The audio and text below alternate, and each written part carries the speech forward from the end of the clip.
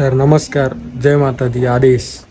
तर काल परवा एक रील बघितली मी का त्याच्यात 4 तास रांगेत उभं राहिलो आणि दर्शन फक्त 1 सेकंदाचं झालं. हे ऐकून तुम्हाला पण राग येतोय, पण जरा विचार करा.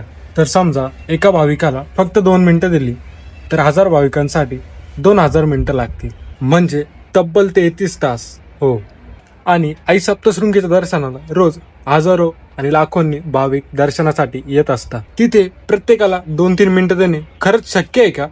मागे उभा असलेला प्रत्येक भाविक देखील तेवढ्याच श्रद्धेने आलेला असतो.